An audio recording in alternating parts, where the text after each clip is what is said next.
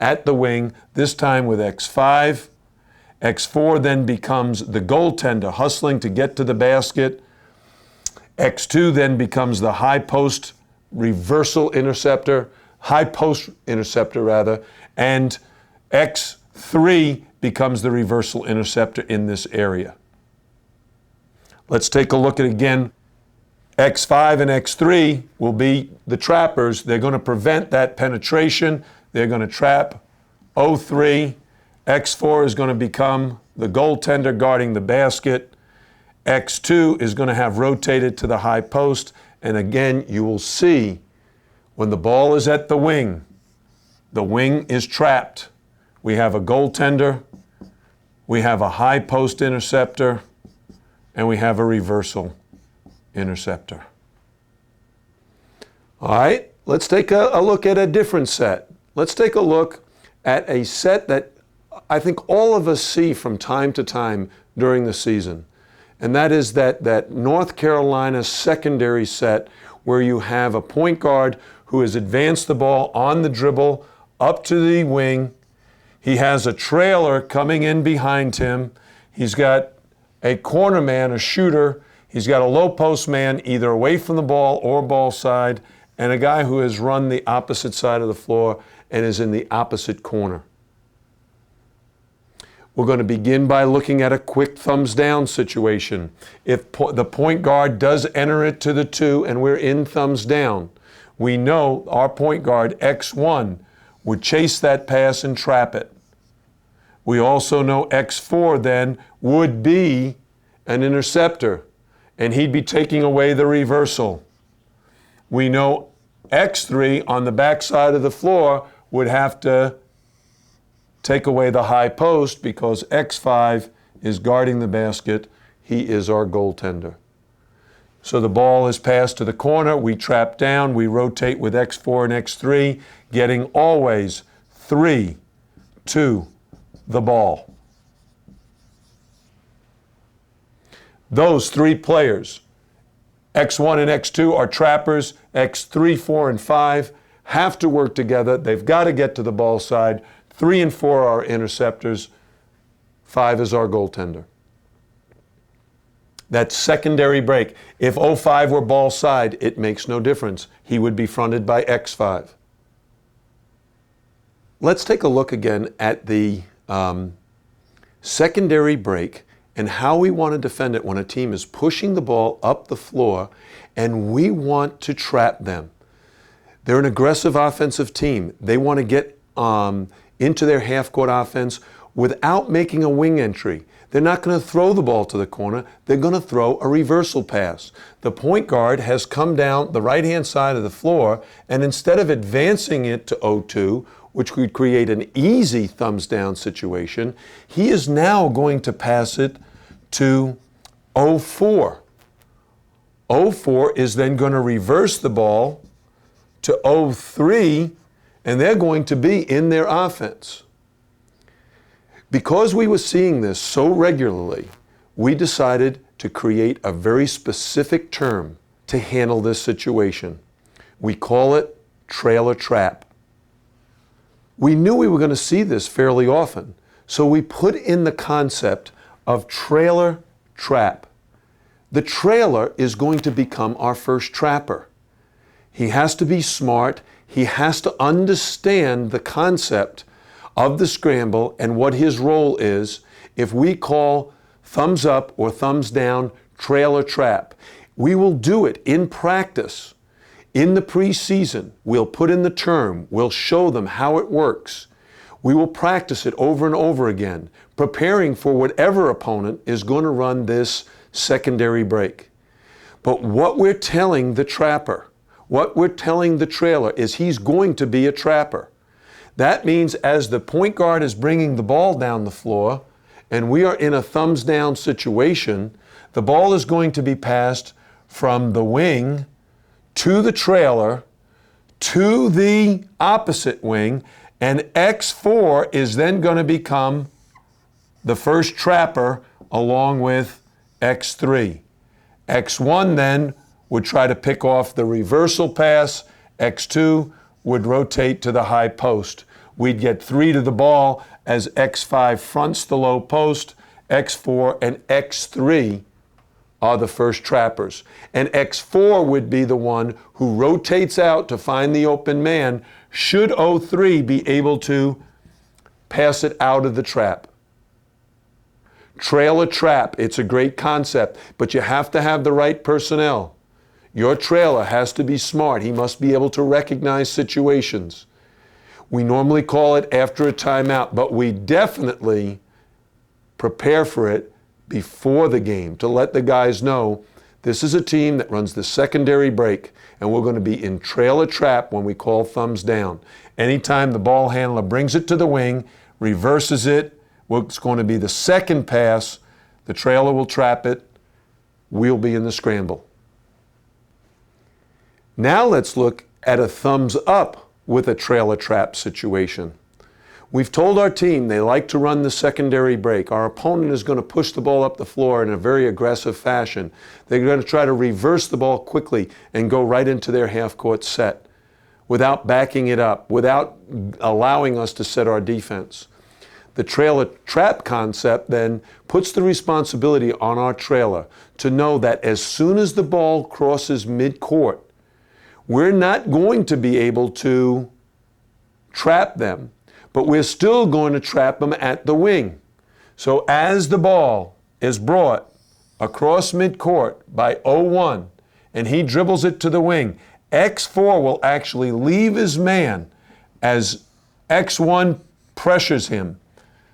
X3 must be ready. He must be ready to rotate up and look for that pass as X4 traps the ball handler at the wing. X5 must be ready to move up into this area here in case 0-3 flashes. X2 must open up to be able to play. So we have trappers. Trapper 2, and now X4 becomes trapper 1. X5, X2, and X3 are 3 to the ball. X3 is the reversal interceptor. X5 is the goaltender, and X2 is also an interceptor, but they are moving in the direction of the ball, trying to keep the ball handler in that position where the only likely pass he can throw is back to the reversal man, 0-4, in which case X3 is anticipating that. He is ready to read X4, and as X4 moves, X3 moves. As he seals the trap, if that pass is thrown, he's picking it off. Trailer trap. It's a great skill to develop with your trailer man. It's a defensive concept that will work, but only if he is a smart player who can aggressively time his trap, whether it's in thumbs up, where he's still trapping at the wing, or thumbs down, where he's trapping after the reversal pass is made. Now let's take a look at the box set with a dribble entry. A lot of teams don't want to make the wing entry against us. They want to try to take away that thumbs down situation. When they do, we just tell our players whether when we're in thumbs down, if they go to the dribble entry, we're still trapping at the wing. We're going to trap the ball when it arrives at the wing, whether it's passed or it's dribbled. So in this situation, as we go to the board, 0-1 is under tremendous pressure by X1 as X1 tries to enter the ball into the offense by dribbling to the wing. X1 is going to be pressuring him the whole way, and once he gets the ball to the wing, he knows that X2, even though 0-4 is screening down for 0-2 and 0-2 is on the move, he no longer cares about where his man goes. He cares about trapping the dribbler. So X2 is going to come up and seal the trap with X1. X2 and X1 are the trappers, and X3, who's away from the ball initially, as 0-5 screens down and 0-3 pops out to the wing, away from the ball, X3 is going to shoot the gap and end up being our interceptor. We will have 2 trappers. X4 will be fronting the low post here. X X3 will be shooting the gap and picking up 0-2, and we will be looking to pick off any pass out of this trap.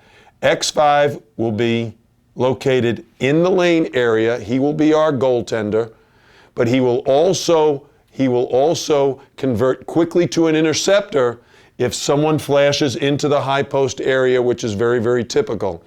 If 0-5 flashes into the high post, let's take a look at it again. We have the ball in the trap at the wing. 0-1 has picked up the dribble. X5 now has anticipated 0-5 flashing into the high post. X3 is anticipating any reversal pass. X5 then becomes an interceptor, taking away that high post entry. X4 becomes the goaltender, fronting the low post and keeping the ball out of the low post player's hands. 0-1 is in the trap. 0-2 is now the reversal man. If that ball is passed to 0-2, X3 is shooting the gap, trying to pick that pass off. If 0-1 tries to throw it to the high post, X5 would be shooting the gap, trying to pick off that pass. If the ball does get passed out of the trap successfully to 0-2, and he reverses the basketball, this is a classic scramble rotation. X2, who left his man to come trap the ball, now must leave the trap and run to where his help came from. As X2 leaves, he sees that 0-2 is being covered by X3. He starts to run. If X5 is already on the move, he could take 0-3. Otherwise, X2 knows he's on the run and he must get there by the time the ball reaches 0-3 or shortly thereafter, but in time to definitely guard 0-3 and get pressure back on the ball. We've had our one chance to turn them over. We're one trap and out. X1 and X2 trapped the dribbler at the wing. On reversal, X2 ran to find the open man. Let's take a look just at a situation where the point guard is dribbling at the wing and clearing out a wingman. Very typically, the guy at the wing is not really looking for the pass.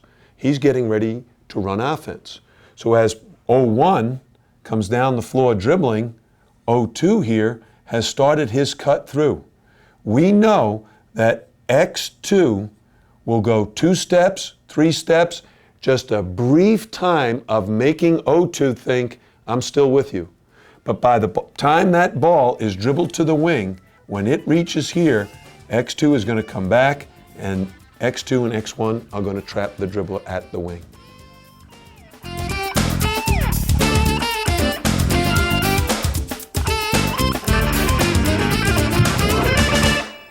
In this sequence, we're in thumbs down versus the 1-4 set.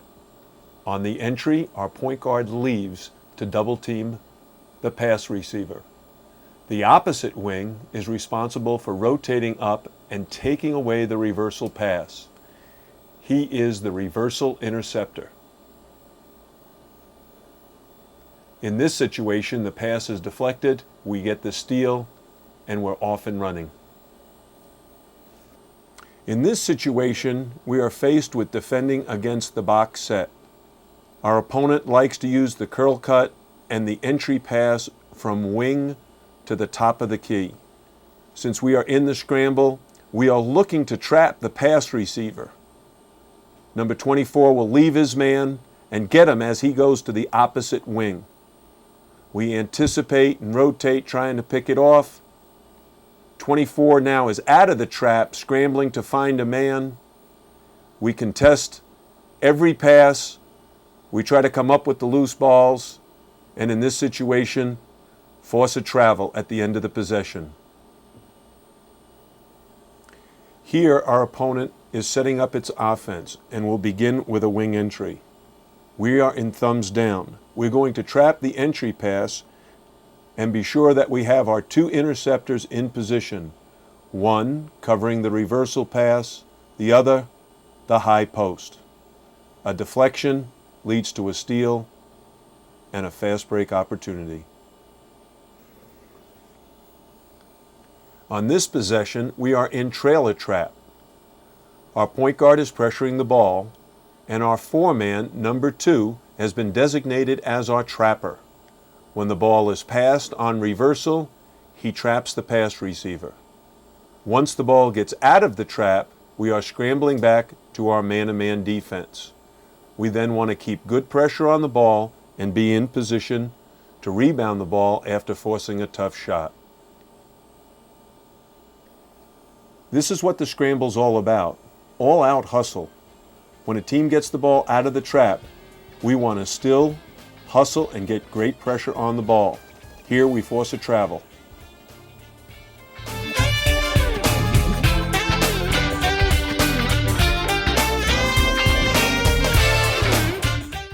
Well, we hope you've enjoyed this videotape. We hope that through our explanations and our demonstrations, the edited portions of our practices and games, you've been able to visualize the scramble defensive concepts that you will need to teach to your team on a regular basis if you want to employ the scramble.